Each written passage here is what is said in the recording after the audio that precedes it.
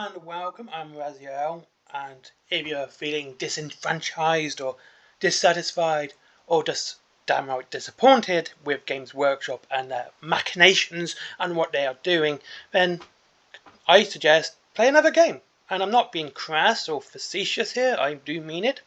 And I think there are many games out there, many better games, and many better models.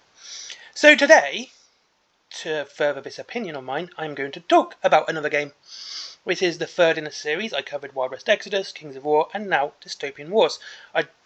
Because I think it's worth it. Dystopian Wars is an interesting game, actually, because it's a naval game. This is coming off the back of the Battlefleet Gothic rumour, and this is basically a naval game set in Victorian England, well, Victorian world, I should say, where basic aim of each faction is just colonisation and growth. There's not really much to it. Some do want to, however, go to the vault, and there's other reasons as well, but most reasons are colonisation and growth, and that's it. It's a fair example. It is Victorian England, well, the world of Victorian times, I should say. So this actually kind of fits with it, and I actually really like that idea. I mean, it's nothing over the top, nothing too big, just nice, simple setting and reason for being. Now, as for that, there are 8 factions, and this, by the way, this is part of the dystopian age setting, but there's no watches or order in this, and I'll explain why later. But let's quickly explain the factions.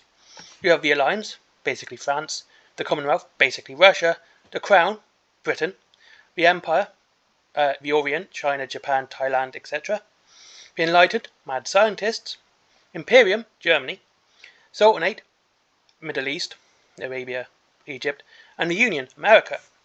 It is quite simple, really. That's all that you need to know to it.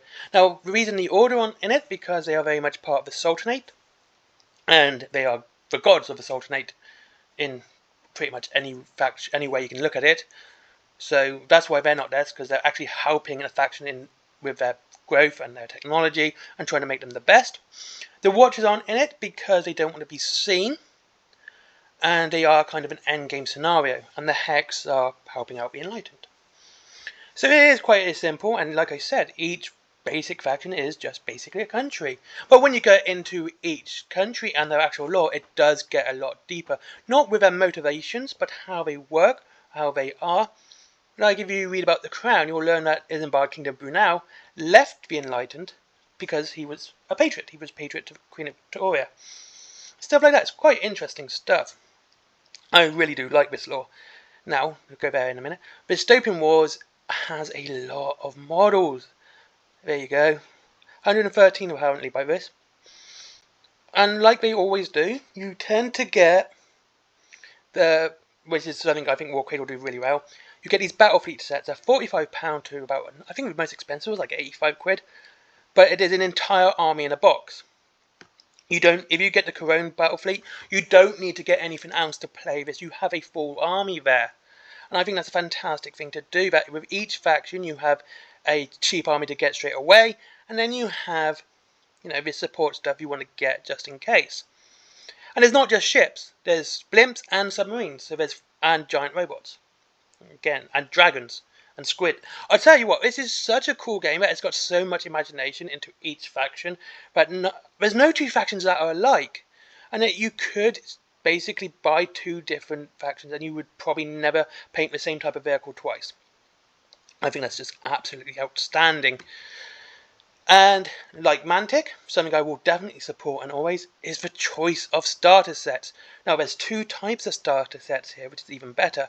You have the main game starter set, like this, the Hunt for Prometheus, which has Enlightened and Commonwealth. Skip all those. Then you have Fortune and Glory, which is Sultanate and Reunion. Stygian Skies, which is the Imperium and the Crown. So you have 3 different starter sets. So that's 75% of all the factions are in a 2-player starter set. Meaning that if you want to play this game and you're joining up with someone else, you're guaranteed both to get the faction you want. Or at least one of you is. And you don't really have to worry about, getting the poster boys or getting the army that Warcradle wants you to get. You have the choice of 6 out of 8 in starter sets, 2-player starter sets alone. Absolutely great idea. And each of the starter set is absolutely fantastic and different. This is probably one of the better ones, Fortune and Glory. I'll show you why. Because you get a nice big block of resin with this model here. The Elysium Aerial Dreadnought. This is such a big model. That's a big block of resin, by the way. Such a cool looking model as well. But they also have a second type of starter set, which I wanted to talk about, and it's these. It's Battlefleet plus the rules and everything else you need. You go to the Union. You get, here we go, the Union's starter set faction Battlefleet. You get in it a full Battlefleet with flying robots. And then, goes all the way through this. You should get to the end. I should have gone backwards because I'm stupid. There we go. You get the rules, the dice, and everything else as well. So let's say you don't want to get a 2-player starter set. Like, let's think, who's not in there? The Empire isn't one of the ones. You're right. I can't get an Empire in a starter set, so you can get the Empire starter set Battlefleet. So you have your Battlefleet to begin with. You have all the rules and everything, but you didn't need to buy the second army. This is a great idea for people getting into the hobby with someone else, and they don't want a starter set. They want their own rulebook or whatever. Absolutely great idea. I love the fact that they do this, and I think they should move on to World Exodus with this, like they did do. And I think this is great, and I think it's a fantastic thing to do. Now let's talk about some of the actual factions. First one we're going to look at, I hope I got it right, is the Union. Yes, Union. Now the Union is, like I said, it's America, and they have fantastically huge giant robots, as well as ships and blimps. And I think that's one of the cool things. But you can have giant robots in your army, or in your fleet, whatever you want to call it. And there it is, that one, the Vanguard Starter Support Squadron. Look at that. You've got the John Henry class Vitruvian Colossus. That is such a cool looking model. I love it. I think this is fantastic, and it really adds a bit of difference to a naval game. Now you have these massive titans in it as well. And to really add the bizarre attitude of this game, which I think is absolutely cool, is the Empire. Let's make sure I got the Empire. Yep, the Empire. And what makes this cool is if we go all the way to the bottom here, I bet it's not at the bottom anymore. It's the... Where is it?